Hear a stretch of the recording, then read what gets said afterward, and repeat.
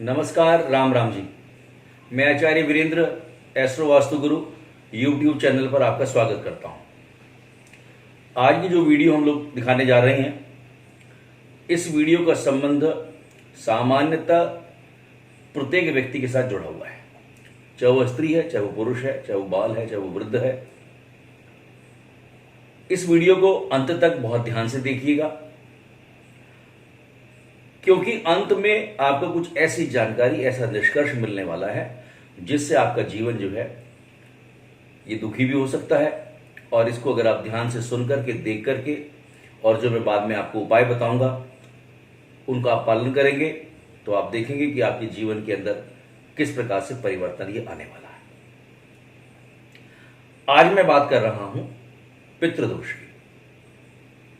और ये विषय इसलिए लिया गया है कि अगले महीने की आने वाली 2 सितंबर से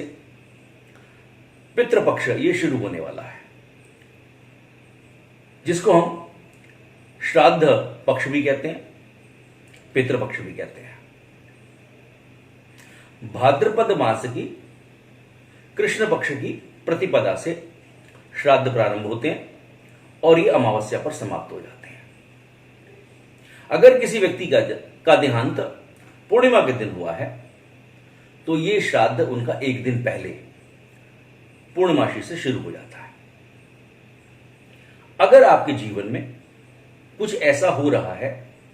तो आप ये निश्चित मानिए कि कहीं ना कहीं आपके जीवन में आपके ऊपर, आपके परिवार के ऊपर, आपके संबंधियों पर, आपके कुटुंब पर पितरों की कृपा ये नहीं बन पा रही है। अब वो लक्षण क्या हो सकते हैं? अगर आपको अपने जीवन में कहीं पर भी ये चीजें दिखाई देती हैं तो आप मानिएगा कि कहीं ना कहीं आपको पितृपक्ष में श्राद्ध का कार्य अवश्य कर लेना चाहिए। आप अपने जीवन में विचलित रहते हैं, परेशान रहते हैं, हमेशा मन में ऊहापोह की स्थिति बनी रहती है, अकारण भय लगता है,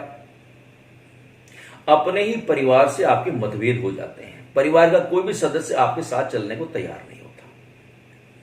अपने भाई बहनों से आपकी नहीं बनती है, किसी कारणवश आपकी माता ही आपसे रुष्ट हो गई है, आपसे नाराज हो गई है, आपकी पढ़ाई बीच में छूट गई है, या आपकी ही संतान आपका कहना नहीं मान रही है, संतान आज्ञाकारी नहीं है, परिवार में कोई भी व्यक्ति बहुत लंबे समय से बीमार चल रहा है, इलाज हो रहा है, लेकिन उस इलाज का लाभ उसको नहीं मिल रहा है, आपके अपने जीवन में आपके बहुत सारे ऐसे शत्रु पैदा हो गए हैं जो दिखाई नहीं दे रहे हैं, आपके वैवाहिक जीवन में रोज किसी ना किसी बात को लेकर के परेशानी रहती है, हर समय आप कोर्ट कचहरी और मुकदमों में फंसे रहते हैं, आपका अपने पिता से किसी बात को लेकर के मतभेद है, काम करते हैं लेकिन भाग्य साथ नहीं देता, इसी के साथ साथ आप अपना व्यापार करते हैं, कारोबार करते हैं, नौकरी करते हैं, उसमें हमेशा अस्थिरता का माहौल ये बना रहता है, व्यापार में नुकसान होता है, नौकरी रोज आपको बदलनी पड़ती है, आप बहुत मेहनत करते हैं, धीरनिष्ठ होकर के करते हैं, लेकिन धन प्राप्त नहीं होता, और हमेशा आप घर से दूर रहना पसंद करते हैं, घर जाना पसंद नहीं करते, घर में जाकर के लगता है कि और ज्यादा बात बिगड़ेगी और अशांति का माहौल छाएगा। ये जो मैंने आपको बहुत सारे सिम्टम्स, बहुत सारे ऐसे लक्षण बताए हैं, अगर आपके जीवन में है तो निश्चित मानिए आपकी जन्म कुंडली में कहीं ना कहीं पितृदोष जरूर है। अब ये पितृदोष, ये तो लक्षणों के कारण से मैंने आपको बताया, और जिसके लिए हमारे यहां पर कहा गया है अपने पितरों की सेवा करना। जो श्राद्ध का पक्ष आता है उसमें पितरों की किस प्रकार से पूजा अपने को करनी है, उनका ध्यान करना है,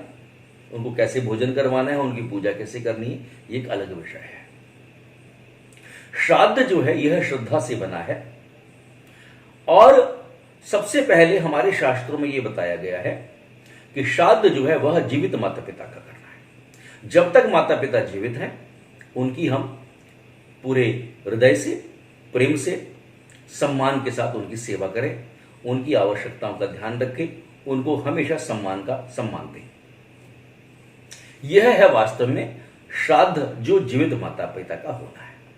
और हमारी जो सनातन परंपरा है, हमारी जो हिंदू परंपरा है, हमारी जो वैदिक परंपरा है, वह वास्तव में यही कहती है कि जब तक माता पिता जीवित हैं उनकी सेवा करें, और उनके जाने के बाद परिवार में अगर हमारे किसी की भी माता की, पिता की मृत्यु होती है, तो जिस तिथि को उनकी मृत्यु हुई है श्राद्ध पक्ष में, उसी तिथि के दिन उनका श्राद्ध ये करना चाहिए। अतः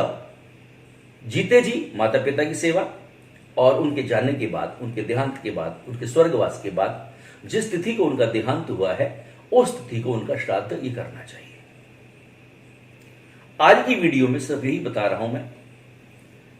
कि वास्तव में क्या क्या लक्षण हैं पितृदोष के, और इस पितृदोष से बचने के लिए हमें श्राद्ध करना चाहिए, और श्राद्ध कब करना चाहिए ये मैंने आपको जानकारी दी। श्राद्ध के बारे में एक बात और कहा गया है, पिता का श्राद्ध अष्टमी तिथि को, माता का श्राद्ध नौमी तिथि को,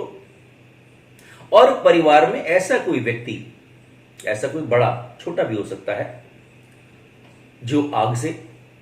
बाढ़ से, जलप्लावन, चक्रवात, आत्महत्या, एक्सीडेंट, दुर्घटना, ऐसी कोई भी आकस्मिक अगर मृत्यु किसी की होती है तो उनका श्राद्ध जो है वह चतुर्दशी को करना चाहिए। संतों, महात्माओं और महापुरुषों का जो श्राद्ध है वो द्वादशी के दिन होता है। अगले वाली वीडियो में मैं आपको पूजा कैसे की जाती है उसकी विधि को जरूर बताऊंगा। ये जानकारी आपको अच्छी लगी होगी, आपको पसंद आई होगी।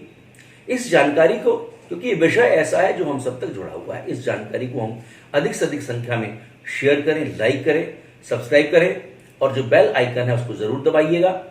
ताकि आपको आने वाली नोटिफिकेशंस और जो अगली वाली हमारी वीडियोस हैं जिसमें पूजा पद्धति को मैं बताऊंगा वो भी आपको मिलती रहे, और उसके आगे आने वाली जो वीडियोस है वो भी आपको मिलती रहे। धन्यवाद, नमस्कार, राम राम जी।